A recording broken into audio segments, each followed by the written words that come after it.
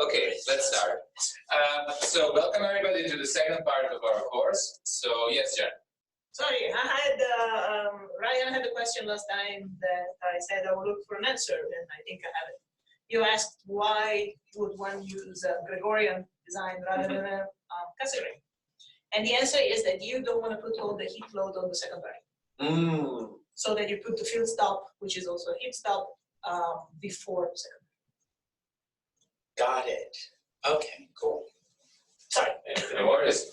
In the Gregorian. Is Gregorian telescope Oh yes, Gregor is a Gregorian. They just, the Gregor people just said yesterday at the symposium that it's a mixture. It's Gregorian, it has grain elements. So, But they have the field stop. They have field stop. Field stop is before the Yeah. Okay, very good. Well, luckily we are done with the field stops and all the things that are done in the lab and that you need to touch with your fingers. Now the only thing that we need to touch with our fingers are, is our keyboard and maybe chalk if you really want to be hipster. So now we are done with the first part, and in the first part we wanted to measure the Stokes vector basically and its temporal, spatial, and wavelength distribution, right? So basically, ideally, when we do our observations with high spatial, temporal, and wavelength resolution, what we get is a time series of 4D cubes. And these 4D cubes have 4 dimensions because one is reserved for 4 different Stokes parameters, and then we have 3 dimensions which are x, y, and the wavelength, right? But we never asked why, right? We hinted that through intensity we could get this, through polarization we could get this, and so on, but we never made it really explicit. So now we're going to approach things from a different perspective. We know and we agreed that specific monochromatic intensity, polarized intensity, is our quantity of interest. So now we're going to see what influences or what determines what kind of intensity leaves the sun and arrives to us, right? The reason why we are interested in that is not because we're interested in this radiation per se, although probably some people are. We are interested in it because this radiation carries the imprint of the physical state of the solar atmosphere. So it carries some information about the temperatures, magnetic fields, velocities, etc., etc. And even if you are the opposite of me, even if your attitude is like, well, I want to go on the telescope and to plug various, filters and Hubble parallels and stuff like that and to observe. I don't care about these sophisticated simulations. You still need to know at least vaguely what is going on. Like if you have circular polarization, why do you have circular polarization? If you have emission lines, why do you have emission lines? And so on and so on. So a little bit for everybody, okay? So this is again one more picture that I took from Francisco and his talk, and here is basically this is the integral image of the solar physics, like everything that happens from the sun, and I would even go so deep and say that things start in the core of the sun, right? All the way to our detectors, which are here, right? And even post detectors, we have data reduction and everything. So let's go through this image very briefly. And then I'm gonna say what we sort of covered and what we are gonna cover later. So usually when we talk about the radiation, we talk about solar atmosphere, right? We never talk about photons that come from the core of the sun. And the reason for that is that photons that are created in the core of the sun cannot make it directly to us. So there is this very common cartoon that is used to make people interested in the solar physics and into astrophysics, which says when a photon is emitted in the core of the sun, it needs millions of years to escape. I hate that picture because at the time that it escapes, it's completely different. Yeah, and it doesn't know anything about the core of the sun. Was there a question? There is this annoying thing here. Yeah.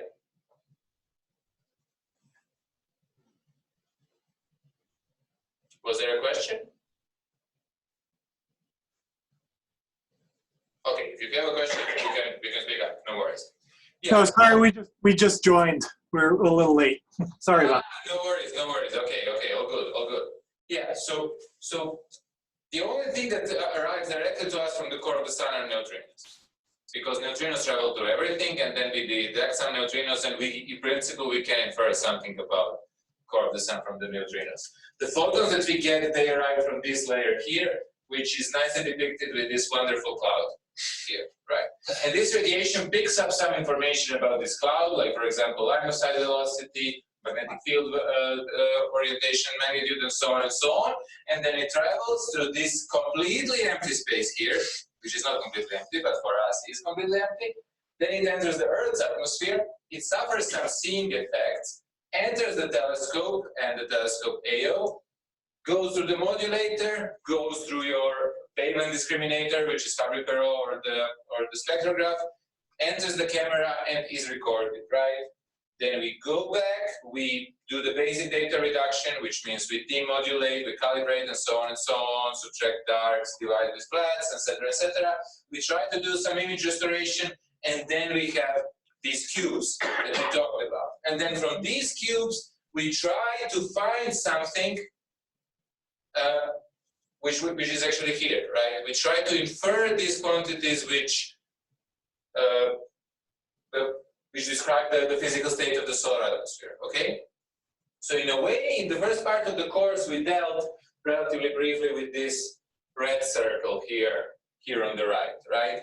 And our assumption here is that our scheme, our observational and image reduction scheme is so good that basically, I should have probably put the seeing in the red one as well. I will correct this. So our assumption here is basically that after we do all these things on the right, the intensity that we measure here is basically the same intensity that arrives to the top of the Earth's atmosphere, which is, since interplanetary medium is empty, is the same intensity that leaves the surface of the sun. I will go back to this debate a few more times. Okay, so now we need to understand what is happening here. So first thing is we need to understand the physics that connects the physical properties of the solar atmosphere with the emitted intensity, or sometimes I will call it emergent intensity. And the other thing, which maybe this course will be more about, is what methods we can use to let's say, model this relatively simply, in a relatively simple way, and infer something from our observations, right? One of the reasons why I won't talk too much about the theory here is because already in the course previous year, we talked quite a bit about it. So I will try to have some balance and to make, to be just both toward the new people and the people who attended the course last year. So not to bore the people who already listened to this, but also to give sufficient amount of information for the new people. I definitely would, I can't say that I recommend because it means listening to me much more than you usually do, but a lot of materials about the spectral formation, including some hands-on exercises and other stuff, is already online at the same web page. You just exchange 2020 for 2019, and you again have videos and slides and FITS files and Python files and everything. Right. So if I didn't cover something, if I don't cover something here in, sufficient detail, you can talk to me and I can direct you to the resources that you need to take a look at. Okay. But we'll try not to go too deep into theory, but to jump to some, diagnostics as soon as possible. Okay. So before that, there is one disclaimer, and that is this famous sentence, which we actually don't know who said this, even though they ascribe it to various people, is that all models are wrong, but some are useful. And for me, this sentence has two levels of meaning. First level is very simple, is that nature doesn't care about your integration schemes, sophisticated MHD equations, approximations that describe various kind of fluid viscosity and so on. Nature works the way it works. And we probably will never be able to to model the processes happening in the solar atmosphere in complete detail. However, it doesn't matter as long as we can sort of reproduce what is happening there. However, for me, this has another meaning, which is that when we when we want to do the inference, when we want to learn something from the observations, even if we know a lot of detailed physics that went into producing these observables, it's probably very hard to include all of them in the process. Okay? So let's now see what happens after this. So plan for the next part of the course is the following one. First, to talk a little bit about radiation and see why that is important. of course, we'll have to talk about basic quantities, units, etc., etc., and to get ourselves familiar with the radiative transfer equation and some solutions. And then our two main problems will be how do physical conditions in the atmosphere leave their imprint on the Stokes vector, and how to go back from the Stokes vector to these quantities. And then we'll have two lecturers who will talk to you about very specific in-depth stuff. Maria Kazachenko from CU will give some lectures about the local coloration tracking and basically this photospheric diagnostics. So, or if you want to think about it, time result stuff. And Steve Kramer will tell you something about off-limb observations and how we probe the relatively high regions of the solar atmosphere. Okay, very good. So let's talk a little bit about the radiation, right? So these are some things just to keep in mind. And so far we were thinking about radiation as an electromagnetic wave, right? From now on, it might be a bit easier to think about the radiation as the ensemble of photons, right? So to consider that, right, this intensity that I'm looking at, it's some, bundle of particles that is traveling along direction, and I can divide them in different beams which correspond to different wavelengths and so on and so on, right? And the photons are very interesting particles. They are bosons, they have spin of 1, but the only allowed states are -1 and 1, right? It cannot be 0 because they don't have mass. And one way to understand this is to understand this as two polarizations of the photons.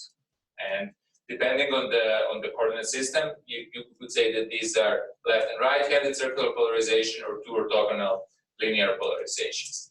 Very important thing about the photons is that the number of photons is not conserved, so they can pass through each other. They are different than the other particles in that sense.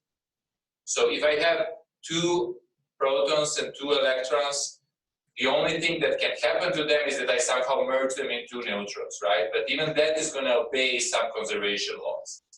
From one atom, by, for example, just giving it energy, I can create many photons, right? The atom just needs to be bouncing against other particles, becoming excited, emitting, and the photons are going to be created basically from nowhere, right? So there are some interesting things which might get you, which might be a good refresher for this. And probably if you take any optics book which deals with 20th century optics, you can go back and take a look at like black body radiation, spectral lines, lasers. All these things are actually quite relevant for what we want to study in the radiative transfer. But the thing that is the most important for us is that this distribution of the photons over the valence and their polarization state is sensitive to the physical conditions in the atmosphere. And some things are pretty straightforward, like for example, that if I have higher temperature, I will have more emission, I will receive more photons. But some things are very, very subtle, like the fact that, for example, the polarization state of the photons carries some information about the geometry of the emitting medium and how things are oriented with respect to us, and so on and so on. And we have already seen an example where the spectral distribution of the intensity carries information about the velocity of the plasma. So last week, on Thursday, we measured photospheric velocities from the positions of spectral lines. There is another aspect of radiation in the solar and stellar atmospheres, which we won't go into, but is equally important, and that's the fact that photons are not only carrying information about the medium, they are interacting with the medium and they're playing an active role. So radiation is transporting the energy and exerting some pressure inside of the solar atmosphere. The photons can help cool the medium or heat the medium. And for example, most extreme examples of that you have in the interstellar medium. For example, if medium is very good at absorbing the photons, it will warm up over time and vice versa. And one thing that might be important for us is that photons can significantly influence the ionization or excitation state of the gas. And one example that I always like to use in this situation is that imagine somewhere very far and very in dark space, dark, cold universe, imagine a bunch of very cold hydrogen atoms, which are at a very low temperature, let's say a few Kelvin. And now imagine that I start shooting photons at these atoms, and the photons have exactly the appropriate energy to ionize this hydrogen. So at some point I will ionize significant amount of these hydrogen atoms, and their ionization state won't have anything to do with the actual temperature of the gas. It will have everything to do with the radiation that I'm shooting there. And obviously these atoms are going to start behaving differently than if there was no radiation illuminating them. And in principle, it feels somehow, since you know that sun is basically a ball of plasma, it feels natural to consider the interactions between the photons and individual particles, which means that we can learn a lot by just analyzing how would one photon interact with one atom and then generalizing that. In our optical systems, it was different because our optical systems were all solid materials, so we would always have to deal with crystals, with dielectrics and stuff like that. And in principle, you could model plasma as a dielectric, and you could model a lot of things using this classical theory, but I find it much easier to think about it really in terms of photons, as little balls with some polarization and spin, etc., that are created and absorbed in these processes. Right? And maybe the nicest way for me to say this is this sentence by Ivan Hubeny, which says that radiation is a constituent of astrophysical objects, and yet these objects are probed only by the radiation. So radiation and matter are interacting and influencing each other, and at some point radiation escapes and reaches our telescopes, and we measure and study it, and then from that we are supposed to go back and learn something about the object. And this is basically the ultimate goal of astrophysics. Like probably astrophysics is ultimately an observational science, and all this theory that we study it so that we could understand observations better. So, but we won't talk about this too much. So we mostly want to talk about the diagnostics. So we already agreed that the quantity that we want to look at is, that we want to study specific monochromatic intensity. And very often I'll call it just intensity because, of course, you will know that I mean specific monochromatic, but specific in this context means from unit surface, and monochromatic means at this specific wavelength, in this specific wavelength interval. And you already know now that, for example, when we look at this beautiful image from TKIS, the number of photons that we see from each pixel is proportional to delta sigma, which is in this case the size of the pixel, delta t, which is the time we kept exposing, delta omega, which is basically, I presented it to you as the angle from that our basically telescope is seen from the sun, but as Jonathan said previously, because of the so-called theorem of reciprocity, you could switch these delta sigma and delta omega. So delta sigma could also be the surface of your telescope. In that case, delta omega is the angle that you see the pixel from your telescope. And if you don't trust me, you can just replace delta omega with the surface over d squared, and you can switch to surfaces, and the things are going to be the same. And delta lambda is our valent beam, right? And then it leads us to this definition of the intensity, which basically states that intensity is elementary energy. I'm going to say transported, but you could also think about it as emitted or passing through elementary surface. This cosine theta here is a projection, basically correction, which you will see in the next slide why I'm using it, in elementary solid angle, per elementary wavelength in elementary unit of time, right? And one shocking thing, or very important thing, or for me, I always get like, wow, is the fact that intensity depends on 7 coordinates, right? X, Y, Z, lambda, theta, phi, and t.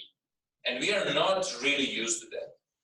We always talk about MHD equations, and we talk about, I don't know, kinetic equations, where we are used to saying, okay, well, this is now a particle, and this particle always has its location, and that location changes with time, so I need 4 coordinates to describe. And actually, I didn't really appreciate and understand this until I started explaining it to myself when I was writing my thesis. And then I realized, usually when people tell you, well, intensity has a direction, you're going to say, yeah, well, magnetic field has direction too, so what's the difference? Well, the point is that intensity is a scalar quantity which is defined in every direction. So if I focus myself here, I have intensity defined in this direction, in opposite direction, in perpendicular, in each direction, everywhere. Magnetic field in one point is a vector that has only one direction. So I can't have magnetic field like this and like this. If I define two magnetic fields, I might as well just add them and obtain one. But since the photons pass through each other and completely ignore each other, or if you want to think about it in a different way, electromagnetic waves pass through each other, I can define intensity of the light in each possible direction. And this is why intensity is so hard to incorporate into various kinds of simulations, MHD ones, cosmological ones, etc., etc. Because to numerically discretize this, you need huge meshes. You need a lot of variables to describe this. Okay, so with respect to the regular matter, we have three other quantities: delta, phi, and lambda. And in a way, for people who are really into plasma, this is something similar to so-called kinetic approach when you model plasma, right? Okay, and this is now a figure to make you remember what intensity means. So this here is the little surface, the sigma. Then what am I doing here? How am I determining basically the intensity? Well, I choose a direction, which is determined by these two angles, delta and phi. Then I make a small cone around that direction, and the solid angle of that cone is d omega. And then I just measure the intensity passing through here during some time, and I divide it with all these quantities here. And then, since of course the projection of this surface is going to be smaller and smaller the more I incline this, basically what I do to normalize this phenomena is I divide here with cosine theta. Right. And now it would be very good for us to sort of see what these things mean in the context of our observations. So let's discuss a little bit what we can, okay, so let's put the question in the following way. So this intensity is some distribution of 7 variables, right? 7 coordinates. And then we want to probe that distribution in order to learn about the medium which creates this distribution. Okay. So how do I do this? What would you say? Let's go from two simplest ones, which are maybe time and the wavelength. So how do I probe dependency of intensity with time? I just measure in different instances, right? This is not very complicated. With the wavelength, it's pretty similar. I employ some wavelength discriminator, as we call them, right? I use the spectrograph, I divide my light into separate wavelengths. I use Fabry-Perot, I divide my light into separate wavelengths. So these two are relatively same. Now comes X, Y, and Z. How do I probe the dependency of the intensity on X, Y, and Z? Does anybody have an idea? For simplicity, assume that this is the surface of the sun. So this sigma coincides with the surface of the sun, and we are looking from above. We are looking down the z-axis. X and Y are just the spatially resolved. Exactly. Exactly. Very good. X and Y are just the spatially resolved coordinations of the telescope. But what about the Z? It's like optical depths. Z is hard, right? Because we only see one intensity, right? So the one that reaches our detector. So it's hard, huh? You can point over them. But is that Z dependence? Yeah. Is it? Well, I will show you now some illustrations, so we'll see what happens further. So right now, let's just say that Z is a bit problematic. So what I'm talking about here is really probe the dependency of the intensity on the various depths. So intensity, not source function, not temperature, not don't jump the gun. What about theta and phi? Can I probe the dependency of the intensity with theta and phi, and how?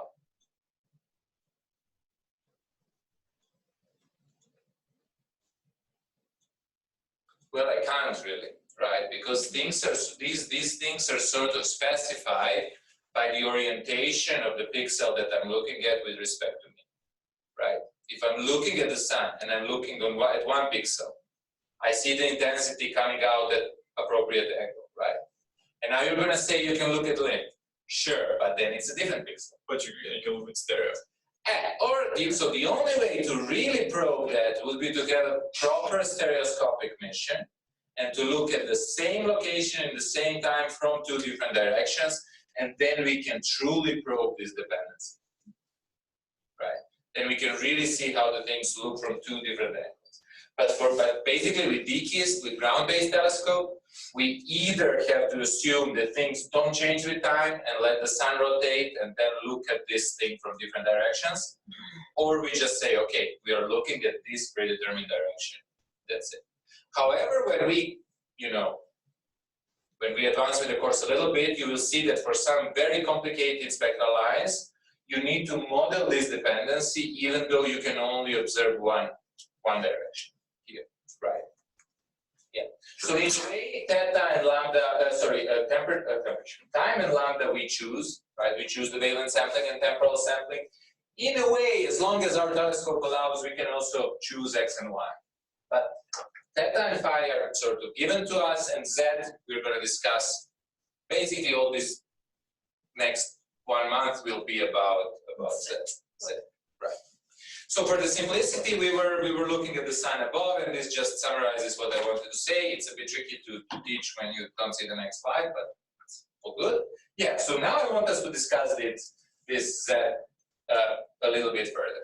So technically, what did I say that we assumed? I said that we are going to assume that this intensity, which is here denoted by S, but it doesn't matter, which is a result of our pipeline and our reduction and all our sophisticated things that we learned by now, is technically the same intensity that reaches the top of the atmosphere of the Earth, right? However, since nothing is happening in the heliosphere, there is nothing influencing the light. I mean, I'm joking here a little bit. Of course, there are a lot of things happening in the meantime, but it's true that the medium is so dilute that its influence on the light that we are interested in, which is basically visible light and infrared light, is basically negligible, right? So, in principle, it's the same intensity that leaves the top of the solar atmosphere. And now, already the top of the solar atmosphere is a very problematic concept, right? What's the top of the solar atmosphere? Well, I'm going to tell you now that we could agree that it's basically the point in the heliosphere where things are so dilute and there is so few particles that nothing is really changing, right? And here, as soon as I said changing, it sort of implies what we're going to talk about today. We're going to talk about how the intensity is changing from some very deep layers until the moment when it doesn't change anymore, and we can say, okay, this is the top of the solar atmosphere, and the intensity that we see is coming from here or from some point, and we're going to talk about that point. So for the moment, we're going to assume that somehow we can say, well, from this point to this point, I have this slab of gas, which is completely homogeneous and wild, and is changing with time, and is pervaded with magnetic fields and everything, and I call this slab of gas solar atmosphere. Somehow there is some intensity impinging on the bottom of the solar atmosphere, propagating to the solar atmosphere, leaving it, entering the Earth's atmosphere, suffering, seeing, going through our telescope. We reduce as much as we can. We finally retrieve back the original Stokes vector that emerged from the solar atmosphere, and we try to decipher it. Right. So does this mean that we only get the information about the top of the atmosphere? Well, definitely not. So remember that I said many times that different wavelengths probe different depths.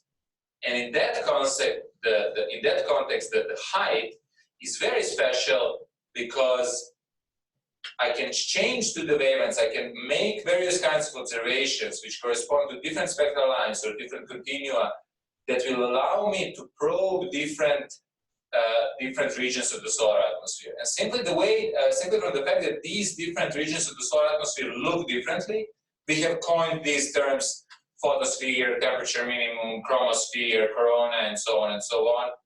And these things look differently because physical conditions there are different, but we can literally almost look directly at these regions just by tuning a specific value. It's that easy. Okay, but to really understand what is happening there, we need to delve into some radiative transfer shenanigans, and we basically need to understand how this intensity is changed and how we can model it, and how finally we can reverse engineer it and see what changes the intensity, what changes the distribution of over the wavelengths, what changes the polarization, etc., etc. So let's look at one so-called finished, I call it here finished product, which means I did all this a long time ago to demonstrate something, and now we're going to see what's happening here and how the spectra emerges from the atmosphere. So let's very slowly see what's happening in this image here. So what I have here is X and Y distribution. So this is distribution of temperature in one layer of the simulated solar atmosphere. Okay. And if, with a little bit of imagination, actually you don't need so much imagination because this simulation is super good. It looks like the granulation on the solar surface, right? These are hot granules called intergranules, super cool.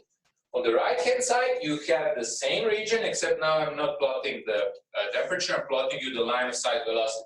So blue regions are moving toward you, red regions are moving away from you. And now what I'm showing on the bottom panel are the spectra of some spectral lines. You don't even have to concern yourself which lines, from this hot region here, which is very unfortunately chosen, but okay, don't mind, please, and this cold region here, right? And here now we see that these spectra look similar, so in both of them we have 5 spectral lines. The levels of the continuum are different, the depths of the lines are different, so situation is a little bit different in these 2 spectra. And now if you really wanted to devote yourself to this situation, to the analysis of these things here, you could learn something, like you could say, oh well, the orange spectra is shifted a little bit to the blue, so you know its velocity must be, let's say, more negative with respect to the other one. Then the orange continuum is higher than the blue continuum, which means that this point is hotter, and so on and so on. But for example, one thing that is always interesting for me is that this strongest spectral line here, the orange one, is deeper in the orange spectrum than in the blue one. And that's not very easy to understand just from this plot here. Right? So you would somehow expect that since temperature in orange point, let's call it that way, is higher than the temperature in the blue point, you would expect all the intensities to be higher. So yeah, sure, maybe I have some spectral lines, these spectral lines are absorbing something, but in general I have to have more emission because my temperature is bigger. The answer is not really. Wow, I told you, I bored you enough so far that you should know the answer. Why is it so? Well, because these are not the only layers that matter, right? The spectral lines are picking information over a range of depths. So now if I plot a different layer in the atmosphere, it's going to look different. And you can't really see from these plots exactly why that line is deeper, but what you can say is that now this plot, this spatial distribution looks significantly different than the previous one, right? So now the dark and bright regions change, the velocity decreases, and so on and so on, right? And these spectral lines pick up information along the way, and just by analyzing all the wavelength points together, I can maybe hope to reconstruct these distributions here. Okay? And a lot of these, so basically what I'm looking at here you need a bit of imagination, but basically what I'm showing you here are the 2D slices of the 3D cube. But in this case, 3D cube is truly a 3D cube, it's X, Y, Z.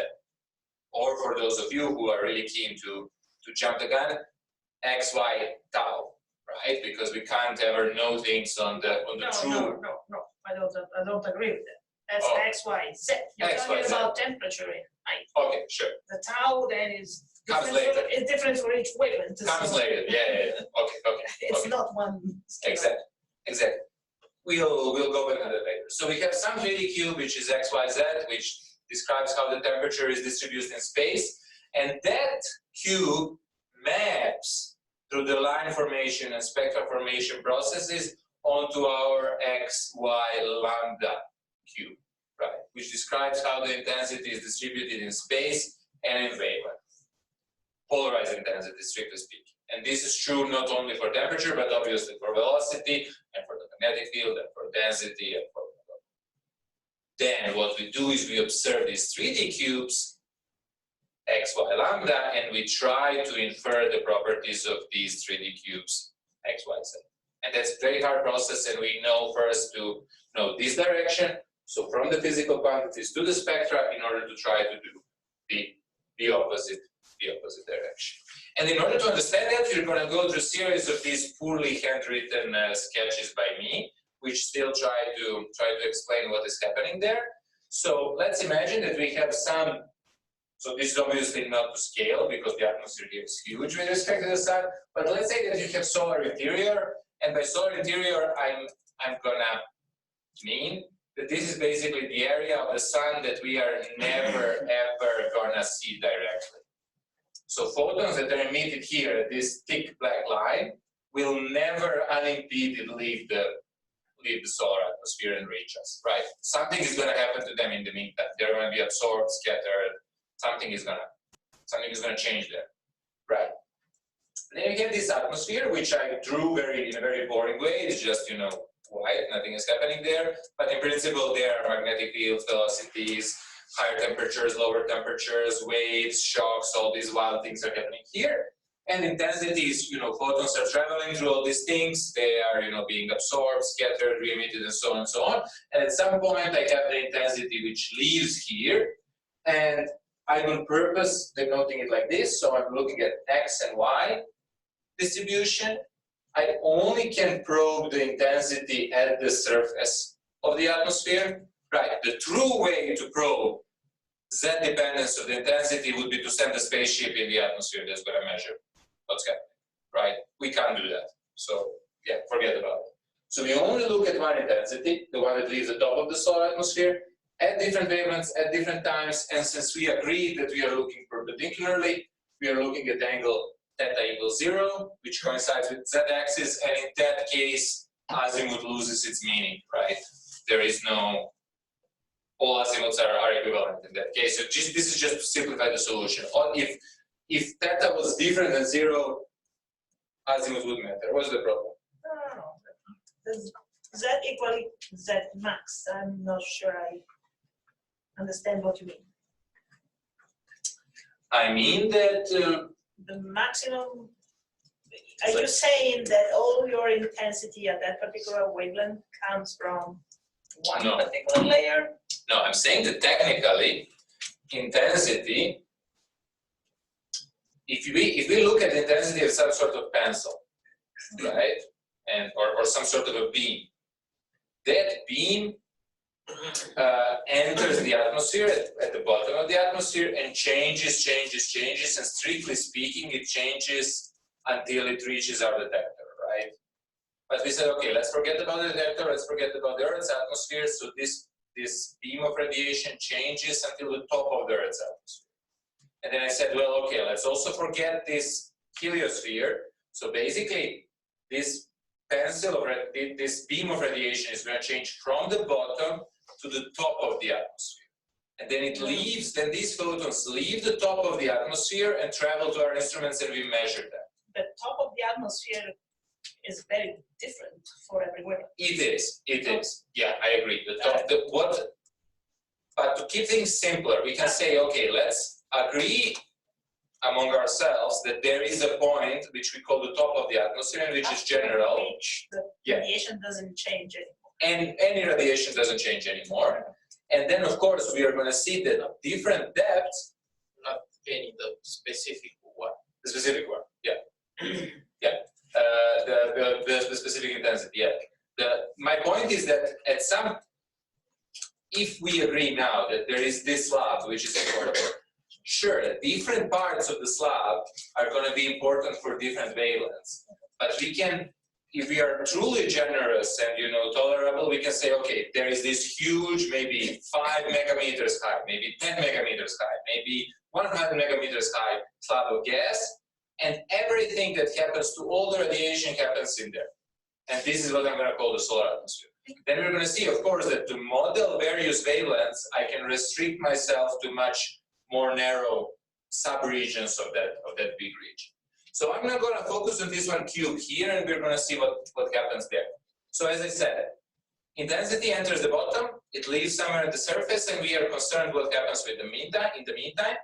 So basically what I'm going to do is I'm going to divide my atmosphere in very small infinitesimally small slabs, and see how the intensity changes when it passes through elementary slab here, right? And in principle, this is now what I wanted to say, is that if you now imagine the atmosphere as a series of these slices, some of these slices are going to modify the intensity more, some are going to modify it less, right? And one way to think about this, term that you hear all the time, height of formation or depth of formation or formation region, is to say, well, the formation region is the place where the most important slices lie, where the slices which modify the intensity the most are residing, right? So for the photosphere, the most important slices are very deep down there. For coronal lines, the important slices are very high in the atmosphere, and so on and so on. But strictly speaking, I can just, what I'm going to do now is I'm going to write a differential equation for intensity, and I'm going to try to solve it, and we'll spend some time solving that differential equation and modeling what is happening there. And in principle, you want to solve that differential equation starting from the bottom, going all the way to the top. And strictly speaking, you can write radiative transfer equation as a type of Boltzmann equation, which is this top here, where you take into account that basically radiation is some ensemble of photons, and it's dependent on all 3 coordinates and on time. And you can write that the change of the intensity is a result of 2 processes. One is the absorption, and the other one is emission. However, we're going to simplify it quite a bit, because what I want to do now is I don't want to talk about the gas of photons in the Boltzmannian sense or something like that. I'm just interested in how this beam, as I call the intensity, is being changed going from the bottom to the atmosphere to the top. So basically, I'm interested in very simple 1D case, and you can see that already here I sort of restricted myself to 1 coordinate, because we chose and we fixed our x and y, 1 wavelength, right? I neglected time because we are sort of fixing ourselves in 1 moment of time and saying, okay, things are changing slower than the beam of light propagates from the bottom to the top. And I kept this theta here, even though we sort of focused ourselves on 1 direction. It's going to be important sometimes it's not going to be important. It should become clear through the rest of the course. So then if I want to write the radiative transfer equation in 1D, the way to do it would be to write something like this. And to say the elementary change of the intensity at given depth, in the given direction, at given wavelength, pair unit path, and unit path here is the elementary height divided by this deprojection factor, because in principle your intensity can be inclined, right, is equal to, and then I have 2 contributions. One is quite obvious, and that is that I can add photons to the beam through the emission processes, right? So this intensity is, this beam is a fictional thing, right? If I was just looking at the ball of hot gas, and then my incident beam would be 0, my outgoing beam would be something. Why? Because there was some emission in this hot ball of gas, described by this quantity here, emission coefficient, or I just simply call it emissivity.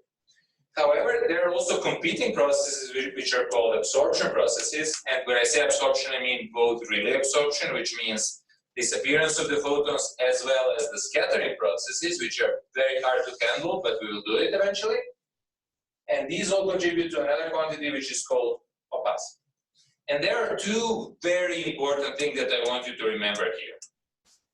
one thing which is maybe not super obvious, but is very important and makes things much more easy for us, is that only the derivative here happens only along one variable.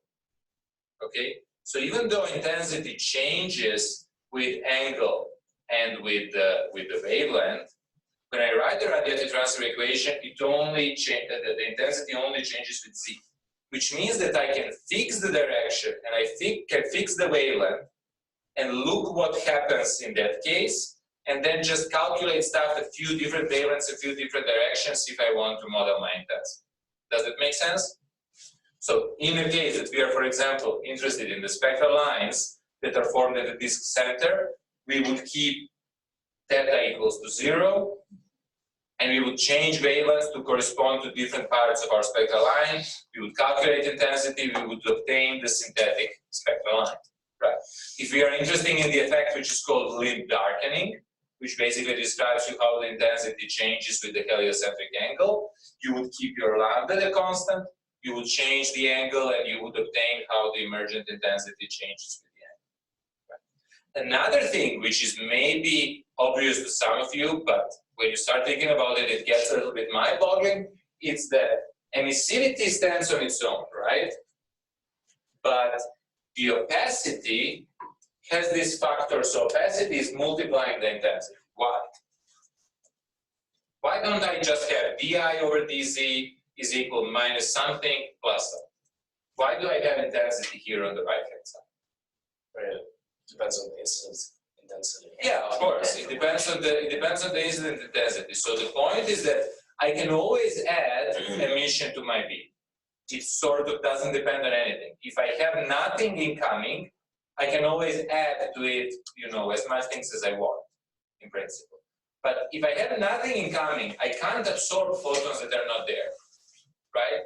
One way to explain it is that if you have a very slippery street, and 100 people are walking down the street, 5 of them are going to fall down.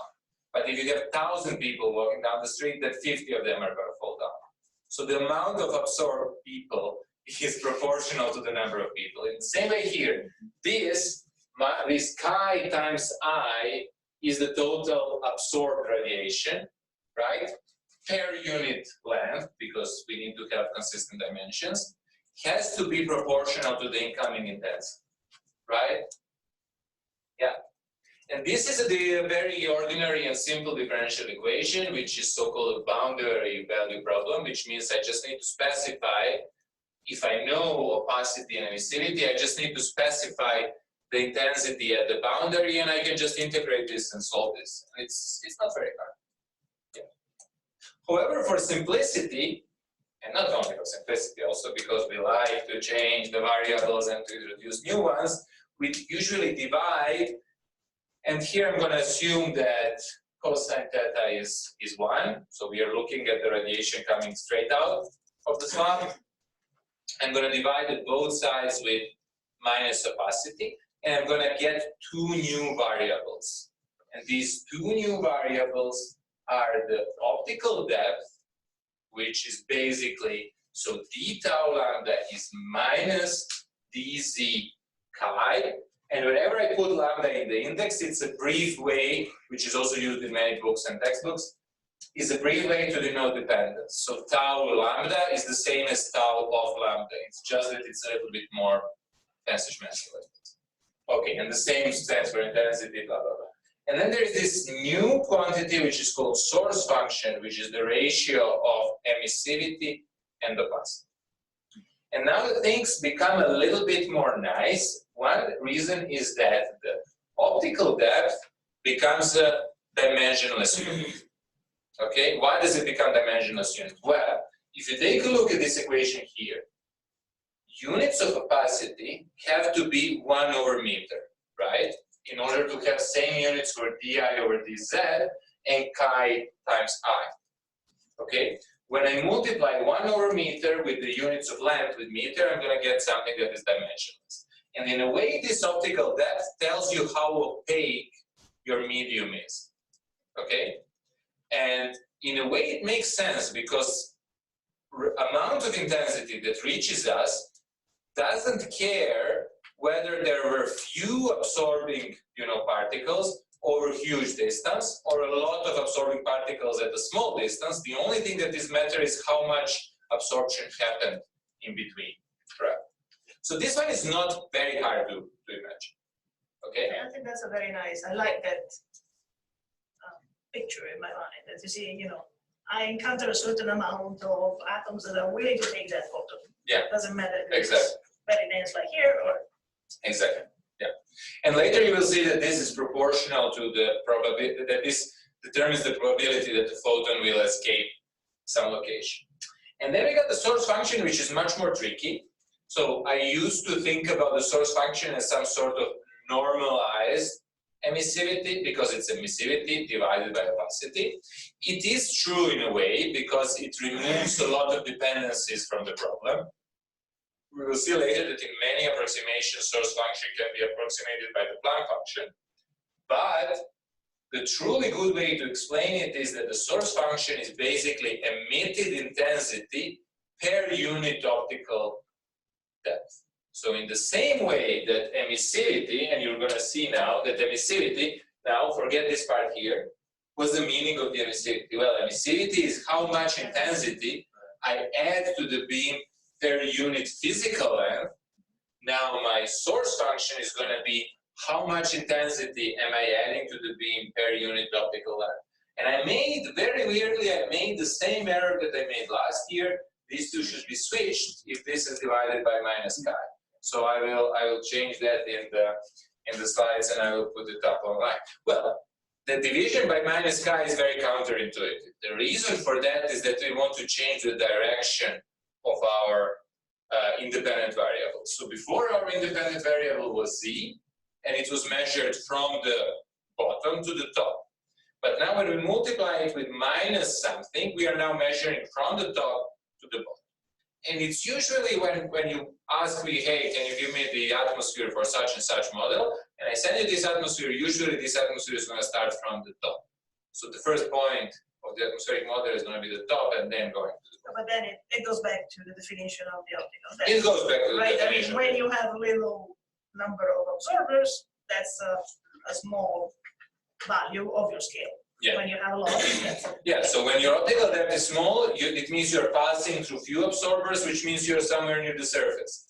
As you increase the optical depth, you're passing through more and more absorbers, which means you're going deeper and deeper and deeper and deeper, and so on. Very good. So let's, as always, discuss the units a little bit to keep in mind, and I should have done this maybe before. So the intensity, we know what is intensity. The intensity is joule per meter squared per second per angstrom, and I'm only using angstrom to emphasize that that's the wavelength dependence per steradian, right? So now the emissivity is going to be what? Well, it's going to be the intensity per unit path, right? So it has to be joule per meter cubed per second per angstrom per steradian. And here we see that this 1 over meter cubed suspiciously looks like the number density, and it actually completely makes sense, because the emissivity, and this sort of very plastically explains us that the emissivity scales with number density of some sort of particles. Which particles? Well, the particles that are capable of emitting. And we're going to use this phenomenology, this here dimensional analysis, so to speak. We're going to use it to derive the expression for emissivity of the spectral line next class, and then to discuss why it looks the way it looks. Opacity is a bit, is much more simple, because it picks a lot of these, constants from the intensity here. So then the dimensions of opacity are simply 1 over meter, right? And 1 over meter is very convenient, right? It basically tells you, okay, this is how much opacity, which percentage of my intensity I take per meter. And in a way, people like to explain it as inverse free path. So bigger my opacity is, smaller my 1 over chi is. And what does it mean? What does it tell you? Where in a way, it tells you how much your photons typically travel before they are absorbed, right? Okay. And this is what so many people say mean free path, or something like, it's something proportional to 1 over 1 over a plus. Cool. So let's try and solve this. So in principle, if you now know all these quantities here and you can do appropriate transformations to write your radiative transfer equation in this case, then this is a very textbook equation and I can write it in this beautiful form here. So I'm very often going to call it I plus. I plus means the intensity that leaves my top of the atmosphere, whatever the top is, at given wavelength lambda is equal to I0 lambda, where that is the incident intensity or the boundary value at the lower boundary, times e to the minus tau lambda. Oh, there should be a plus here, I'm so sorry.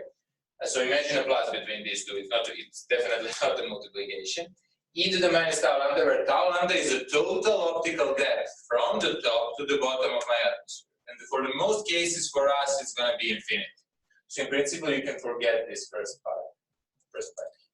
And then plus, so once again, there is a plus here, the integral from 0 to tau lambda of the source function weighted by this factor e to the minus t dt.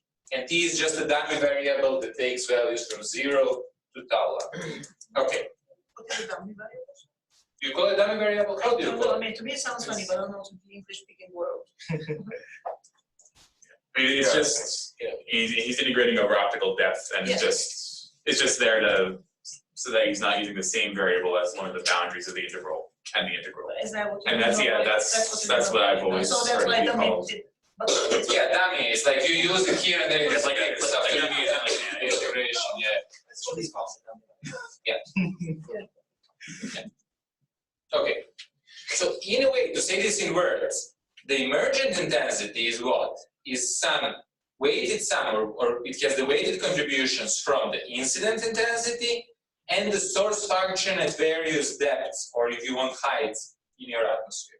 And these weighting factors, and at some point we're going to calculate this numerically and we're going to see these weighting factors explicitly, are going to depend on the wavelength, and so will the source function. And in principle, this dependency determines which heights are important for which line or which wavelength, so to speak.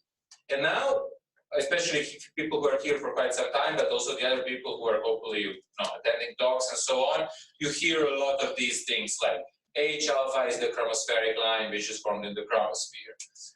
Iron lines are used to probe photospheric blah blah blah. ALMA is the ultimate chromospheric thermometer. Coronal lines are formed in optically thin regimes, so they collect.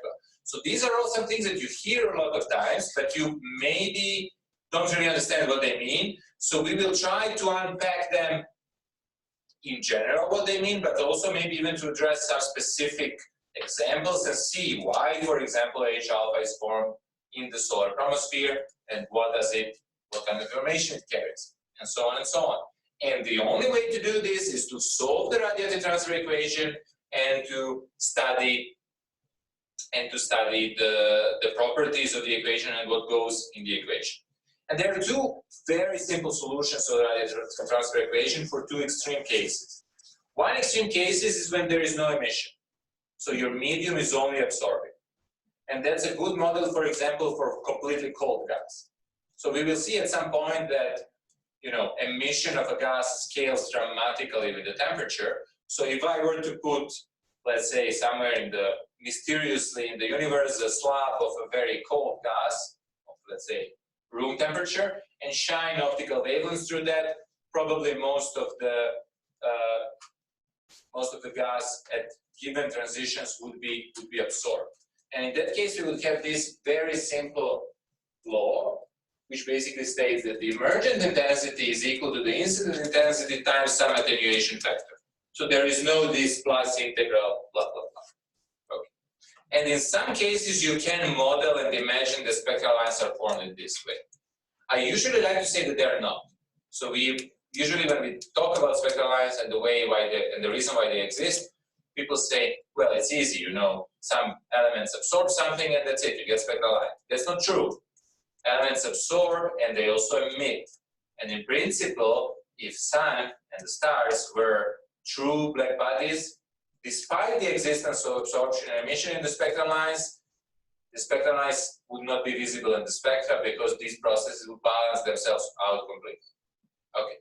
The other extreme case, which sort of explains this situation why coronal lines are hard to interpret because they're optically thin, is when the absorption is negligible. And in that case, obviously, I cannot use optical depth.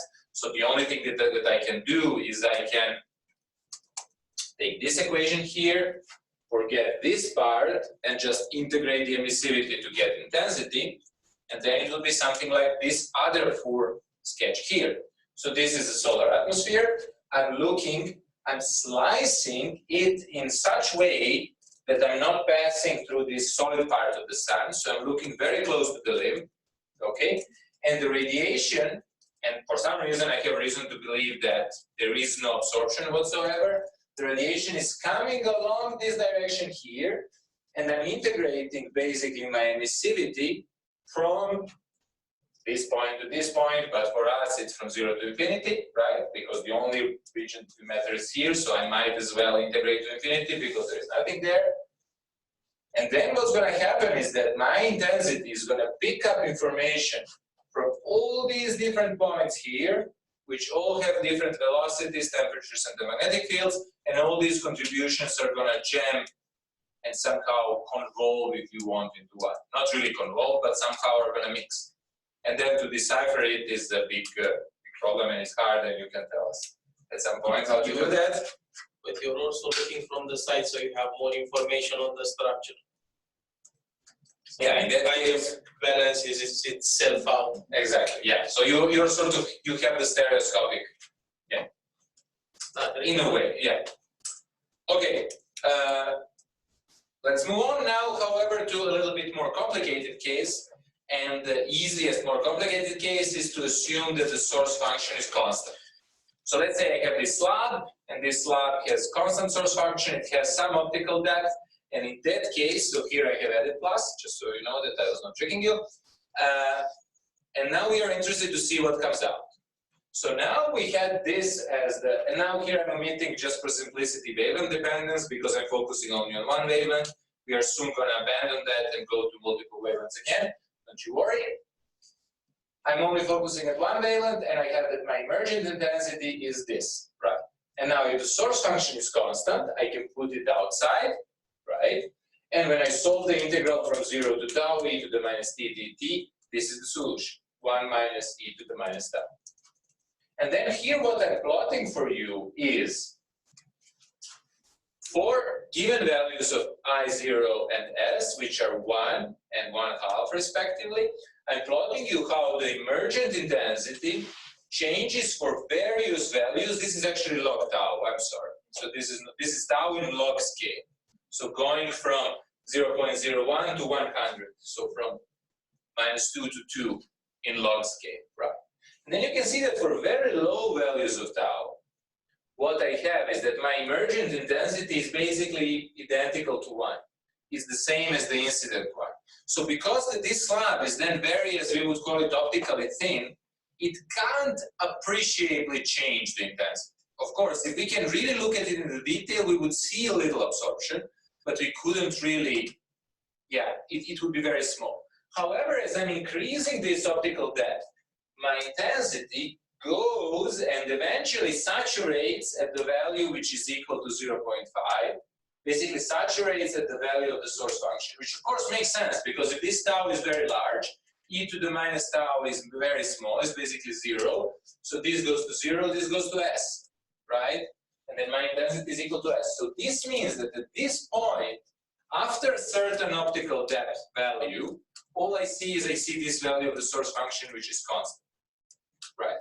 Of course, this very rarely happens in the real life, that we truly have constant source function. But this is good to like get some feel how the things are happening. So there are some notes here, because now what we want to do is now we want to say, well, what if we don't focus on one wavelength though?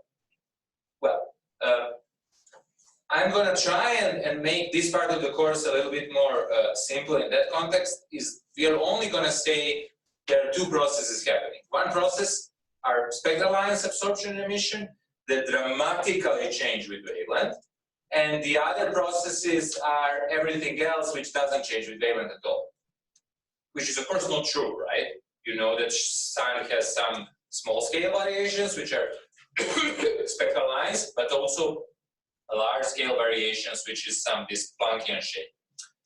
Usually, however, when we do the observations, we focus at one wavelength range at a time, and that wavelength range is usually very small. So we can assume that all non-spectral line processes are pretty much constant there, unless you exactly hit something called jump, but we're going to leave that for a course on stellar atmospheres and now restrict ourselves to a little bit more practical problems. Okay, so, and you can sort of see it here. So now I have some sort of flattish regions in the spectrum, and then I have these very rapid variations of the intensity that correspond to spectral lines. And the reason for that, well, these lines are a better example because for them source function also changes dramatically, but the biggest culprit for this is the rapid variation of the opacity. So rapid variation of opacity is is responsible for these rapid variations of the intensity. So now let's try and model a spectral line, and now what we need to do is we want to look at the sets of wavelengths. So what I'm going to do now is I'm going to assume that my wavelength-dependent optical depth consists of two factors. One factor is some scale, which I'm going to call a referent optical wavelength, and the other factor is let's call this wavelength dependence, which I'm going to describe by this quantity phi lambda here, which later we will see that this is something called line profile. So now my equation looks the same, except I'm replacing tau from the previous equation with tau times phi lambda, okay? And then I'm just going to plot this for various quantities. And what we see here in this image now is, again, I have my incident intensity equals to 1, my source function is constant and equals to 0.5. And now with the dashed blue line, I have this profile, phi lambda.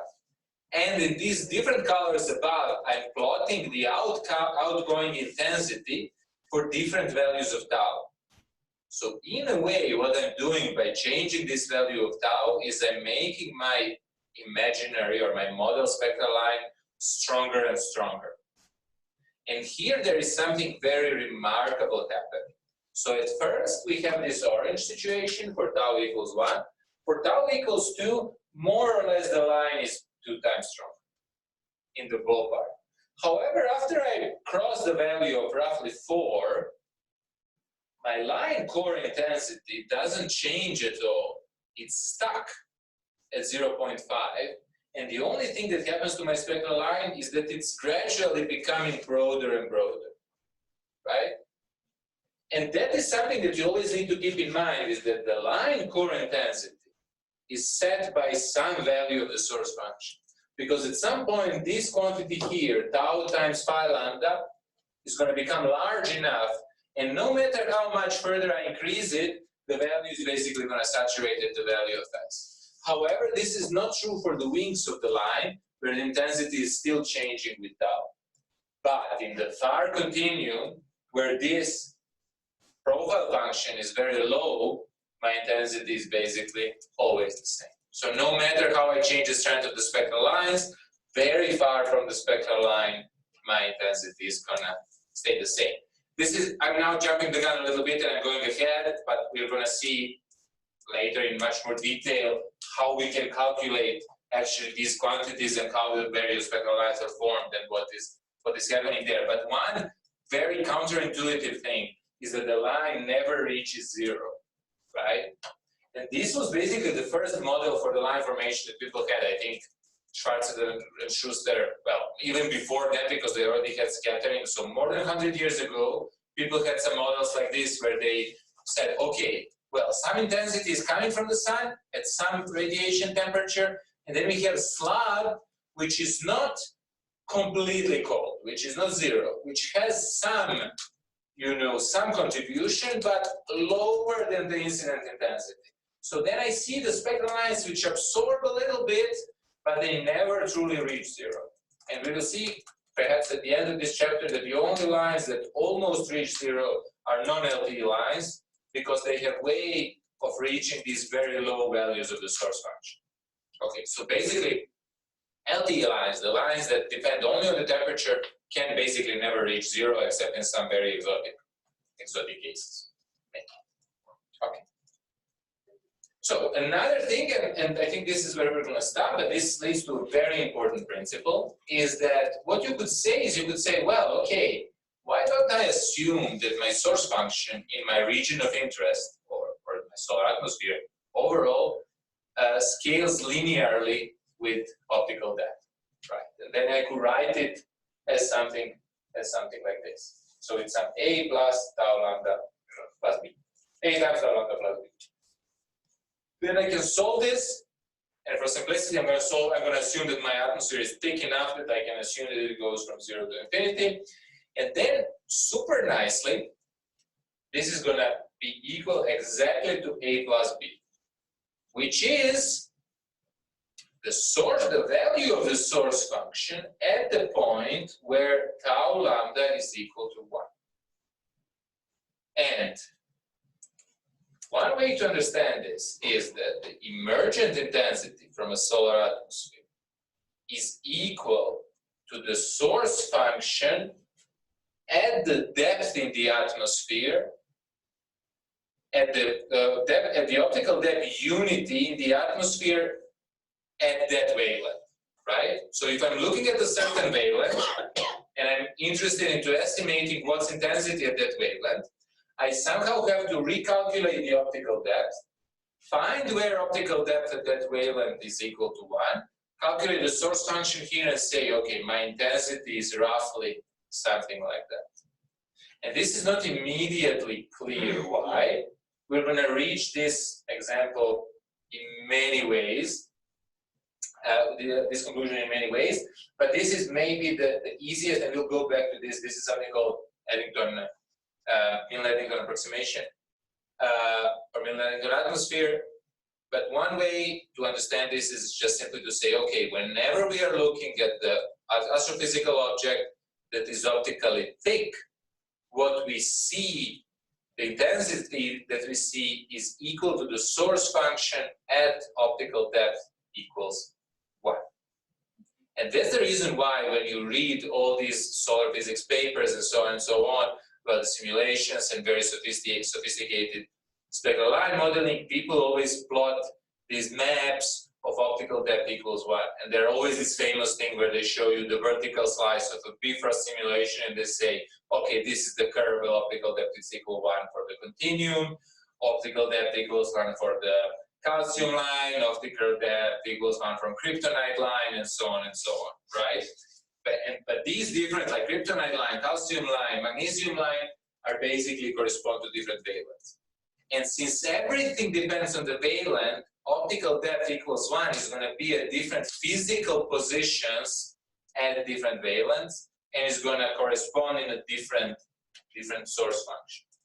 And then this led people to understand that, the solar atmosphere has some temperature structure, and this is one of the so-called canonical models which are created to reproduce the mean solar spectrum, where on the right-hand side you have photosphere, on the left-hand side you have corona, and this can help you understand why spectral lines are absorption lines, and very few of them are emission lines, and so on.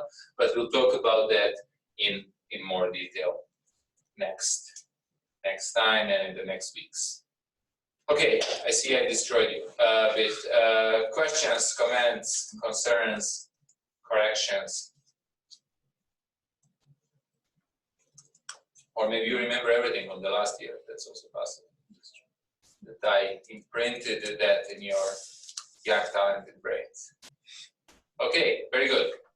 Well, Ilan, I hate to be that guy. The middle equation there, you're missing an exponential inside the integral. I am. You're completely right. No, but that's good because I need to correct that. Yeah. Thank you. Yeah, you're completely right. No, don't worry. Yeah. So there is e to the minus tau lambda missing here, which you can see, for example, here. Yeah.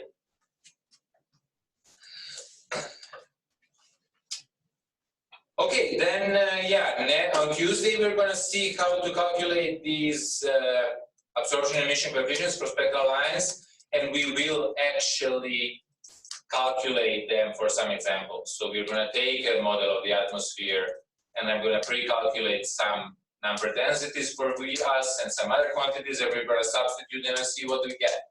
So it's gonna be, there's gonna be small hands-on aspect for that. Okay, thank you all, and see you all in 5 minutes, and see you people online in a couple of days. Have a good weekend. Well, I don't know what's happening in 5 minutes. Nothing. No, nothing. I'm just not disappearing in empty space. So.